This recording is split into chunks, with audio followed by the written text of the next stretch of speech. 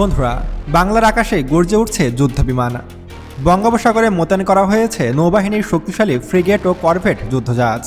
আর বাংলাদেশের সীমান্ত জুড়ে সেনা সদস্য ও বিজিবিদের বুটের শব্দ জানান দিচ্ছে পরিস্থিতি আর আগের মতো স্বাভাবিক নেই। বাংলাদেশ সেনাবাহিনী, নৌবাহিনী এবং বিমান বাহিনী, তিন বাহিনী এখন সর্বোচ্চ সতর্ক অবস্থানে রয়েছে। প্রশ্ন উঠেছে, তবে কি সত্যি একটি যুদ্ধের দিকে এগিয়ে যাচ্ছে এ অঞ্চল? ভারত বাংলাদেশ কি যুদ্ধে জড়াতে পারে? ভারত যেমন তাদের সীমান্তে যুদ্ধের প্রস্তুতি নিচ্ছে, মোতায়েন করছে যুদ্ধবিমান থেকে শুরু করে যুদ্ধ ট্যাঙ্ক, অপরদিকে বাংলাদেশও কিন্তু যুদ্ধের জন্য সম্পূর্ণ প্রস্তুতি নিচ্ছে। সবকিছু মিলিয়ে ভারত বাংলাদেশে একটি যুদ্ধের উত্তেজনা দেখা দিয়েছে এবং এই উত্তেজনা কি শেষ পর্যন্ত যুদ্ধে জড়াবে কিনা সে সম্পর্কে বিস্তারিত আলোচনা করা হবে আজকের ভিডিওটিতে। তাই আজকের এই ভিডিওটি অনেক বেশি গুরুত্বপূর্ণ ও ইনফরমেটিভ হতে চলেছে। তাই ভিডিওটি মনোযোগ সহকারে একদম শেষ পর্যন্ত দেখার অনুরোধ রইল।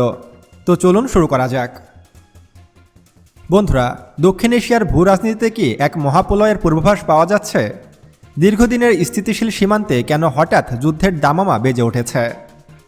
বিশ্ব যখন মধ্যপ্রাচ্য আর ইউক্রেন যুদ্ধ নিয়ে ব্যস্ত, ঠিক তখনই হিমালয়ের কোল ঘেঁষে থাকা দুই প্রতিবেশী দেশ ভারত ও বাংলাদেশের সীমান্তে বইছে উত্তপ্ত বাতাস।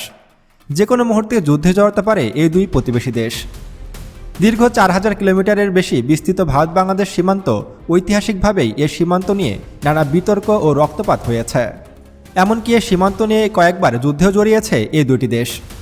তবে সাম্প্রতিক মাসগুলোতে এই উত্তেজনার পারদ যেন এক অনন্য উচ্চতায় পৌঁছে গেছে। বিএসএফের পক্ষ থেকে সীমান্তে অতিরিক্ত শক্তি বৃদ্ধি এবং বাংলাদেশের সার্বভৌমত্বের প্রতি বিভিন্ন হুমকির প্রেক্ষাপট সাধারণ মানুষের মধ্যে তৈরি হয়েছে তীব্র ক্ষোভ। বিশেষ করে সীমান্তে সাধারণ নাগরিক হত্যার ঘটনা এবং ভারতীয় অভ্যন্তরীণ রাজনীতির পরিবর্তনের প্রভাবে সীমান্তে এক অস্থিতিশীল পরিবেশ সৃষ্টি হয়েছে। ঢাকা এবং দিল্লির কূটনৈতিক টেবিল যখন শীতল, তখন সীমান্তের ময়দান হয়ে উঠেছে তপ্ত।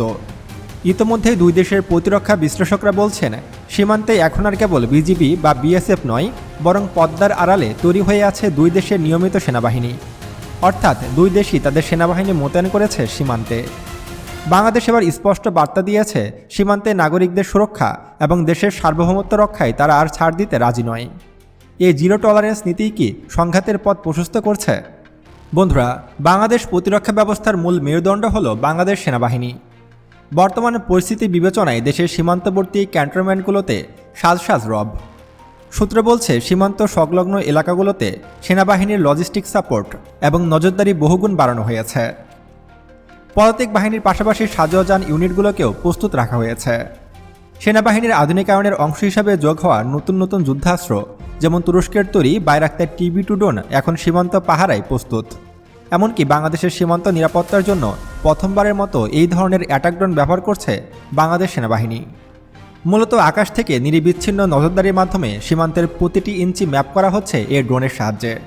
আর তুরস্কের তৈরি এই বাইরাক্তার TB2 কিন্তু খুবই উন্নত মানের এবং শক্তিশালী একটি ড্রোন। এটা দ্বারা সার্ভেলেন্স এবং অ্যাটাক দুই মিশনই সম্পূর্ণ করা যায়। তাই এই ড্রোনটিকে সীমান্তে মোতায়েন করেছে বাংলাদেশ সেনাবাহিনী। একই সঙ্গে ভারতীয় বর্ডার সিকিউরিটি ফোর্সের যে কোনো উস্কানির পাল্টা জবাব দিতে ইনফ্যান্ট ইউনিটগুলোকেও নির্দেশ দেওয়া হয়েছে। সেনাপ্রধানের সাম্প্রতিক সফরগুলো এবং ক্যাডেটদের উদ্দেশ্য দেওয়ার বক্তব্য স্পষ্ট বার্তা দিচ্ছে যে বাংলাদেশ সেনাবাহিনী এখন যে কোনো প্রতিকূল পরিস্থিতিতে শত্রুর মোকাবেলা করতে সক্ষম এবং বাংলাদেশ সেনাবাহিনী যুদ্ধের জন্য সবসময় প্রস্তুত রয়েছে। এটি কি কেবল আত্মরক্ষা নাকি সম্ভাব্য আক্রমণের আগাম প্রস্তুতি? এই প্রশ্ন এখন ঘুরপাক খাচ্ছে বিশ্লেষকদের মতে। কারণ বাংলাদেশ কখনোই এত আক্রমণাত্মক সিদ্ধান্ত কখনোই নেয়নি। বর্তমানে যে যুদ্ধের প্রস্তুতি বাংলাদেশ সেনাবাহিনী নিচ্ছে, সেটিকে অনেকে শীতকালীন মহড়া হিসেবে দাবি করছে। কিন্তু অনেকেই বলছে এটি ভারতের বিরুদ্ধে যুদ্ধের প্রস্তুতি বাংলাদেশের। আর এই লড়াই শুধু সীমান্তের মধ্যেই সীমাবদ্ধ নয়, ছড়িয়ে পড়েছে নীল আকাশেও। বাংলাদেশ বিমান বাহিনী অর্থাৎ BAF এখন সর্বোচ্চ সতর্ক অবস্থানে রয়েছে। দেশের আকাশসীমা লঙ্ঘনের যে কোনো চেষ্টাকে নস্যাৎ করতে বিমান বাহিনীর MiG-29 এবং F-7 BGI যুদ্ধবিমানগুলো ডগ ফাইটের জন্য প্রস্তুত রাখা হয়েছে। বিমানের আধুনিক র্যাডার সিস্টেমগুলো সীমান্তে ভারতের বিমান চলাচলের উপরে 24 ঘন্টা নজর রাখছে। সম্প্রতি লালমনিরহাটে স্থাপন করা হয়েছে ফ্রান্সের অত্যাধুনিক থেলাস কোম্পানির র্যাডার, যেটি 200 কিলোমিটারের মধ্যে যে কোনো কিছুকে স্ক্যান করতে পারে। সে র্যাডার দ্বারা ভারতের ভিতরে পর্যবেক্ষণ চালাচ্ছে বাংলাদেশ বিমান বাহিনী। সূত্র মতে শুধু লালমনিরহাটই নয়, লালমনিরহাট ছাড়াও বাংলাদেশের সীমান্তবর্তী বিমান ঘাঁটিগুলোতে জ্বালানি এবং গোলাবারুদ মজুদ রাখা হয়েছে, যাতে মাত্র কয়েক মিনিটের নোটিশে বিমানগুলোকে টেক আপ করতে পারে বিমান ঘাঁটিগুলো। এবং যে কোনো সময় যুদ্ধের প্রস্তুতি নিয়ে সরাসরি যুদ্ধে জড়াতে পারে বিমানগুলো। আকাশ প্রতিরক্ষায় বাংলাদেশ এখন অনেক বেশি আত্মবিশ্বাসী। আধুনিক surface two surface air missile system বা স্যাম মোতায়েন করা হয়েছে গুরুত্বপূর্ণ পয়েন্টগুলোতে। ভারতের আকাশসীমা থেকে কোনো ড্রোন বা ফাইটার জেট যদি ভুল করেও বাংলাদেশের আকাশসীমায় প্রবেশ করে তবে তার পরিণতি কী হতে পারে তা নিয়ে বিমান বাহিনীর কঠোর অবস্থান পরিষ্কার। ইতিমধ্যেই সর্বোচ্চ সতর্ক অবস্থায় রয়েছে বাংলাদেশের প্রত্যেকটি বিমান ঘাঁটি। এছাড়াও নতুন নতুন যুদ্ধবিমানের জন্য নতুন নতুন চুক্তি বাস্তবায়ন করে চলেছে বাংলাদেশ সরকার। হয়তো আগামী কয়েক মাসের মধ্যেই নতুন যুদ্ধবিমানের ডেলিভারি পাবে বাংলাদেশ।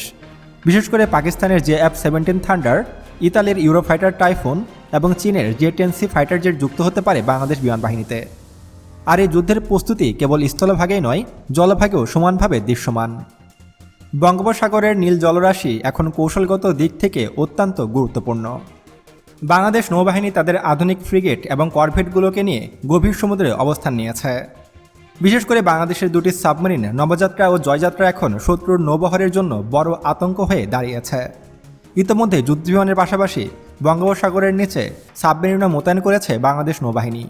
ভারত মহাসাগরীয় অঞ্চলে ভারতের নৌবাহিনীকে চ্যালেঞ্জ জানাতে বাংলাদেশ নৌবাহিনী তাদের আধুনিক মিসাইল সিস্টেম সজ্জিত করেছে বাংলাদেশের প্রত্যেকটি জাহাজে।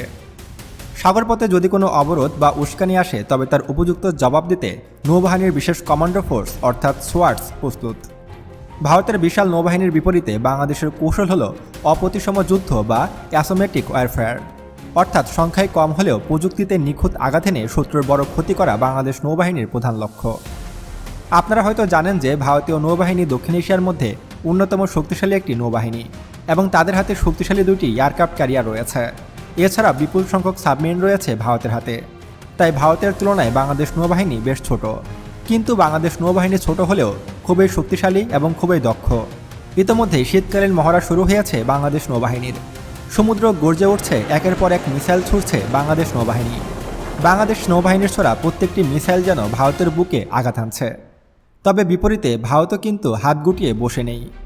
ভারতও তাদের নৌবাহিনীকে সর্বোচ্চ সতর্ক অবস্থায় প্রস্তুত রেখেছে। যে কোনো মূল্যে তারা বঙ্গোপসাগরের আধিপত্য বজায় রাখতে চায়। কিন্তু বাংলাদেশ নৌবাহিনী যেহেতু শক্তিশালী অবস্থান ধরে রেখেছে, সেহেতু বঙ্গোপসাগরের নিরাপত্তা এখন নিশ্চিত। ইতিমধ্যে বঙ্গোপসাগরের কোল ঘেঁষে ভারত তাদের হাতে থাকা শক্তিশালী ফ্রিগেট যুদ্ধজাহাজ BNS কলকাতা মোতায়েন করেছে। তবে আমরা কখনোই চাইব না যে এই দুইটি প্রতিবেশী দেশ যুদ্ধে জড়াক, কারণ যুদ্ধ কখনোই শান্তি বয়ে আনে না, যুদ্ধ কখনোই কোনো কিছুর সমাধান হতে পারে না। তারপর যদি ভারত আমাদের উপরে আক্রমণ করে তাহলে ভারতকে যথেষ্ট জবাব দেওয়ার মতো সক্ষমতা আমাদের দেশের রয়েছে। তবে ভারত যদি মনে করে তারা বাংলাদেশে হঠাৎ করে আক্রমণ করে দখল করে নেবে বা বাংলাদেশের গুরুত্বপূর্ণ অঞ্চল যেমন শিলিগুড়ি করিডোরের পাশে থাকা চিকেন নেকের পাশে থাকা রংপুর অঞ্চল বা ফেনী করিডোর দখল করবে, তাহলে ভারত সেটা কখনোই করতে পারবে না। বন্ধুরা, ভারতের বিপরীতে যে বাংলাদেশও যুদ্ধের প্রস্তুতি নিচ্ছে, এ বিষয়ে আপনার মতামত কী তা অবশ্যই আমাদেরকে কমেন্ট করে জানাবেন। এবং আরও এমন ভিডিও পেতে এখনই আমাদের চ্যানেল সায়েন্স বিটিকে সাবস্ক্রাইব করুন এবং পাশে আসা বেল বাটনে ক্লিক করুন। তো দেখা হচ্ছে পরবর্তী ভিডিওতে। ততক্ষণ পর্যন্ত সুস্থ থাকবেন, ভালো থাকবেন। আল্লাহ হাফেজ।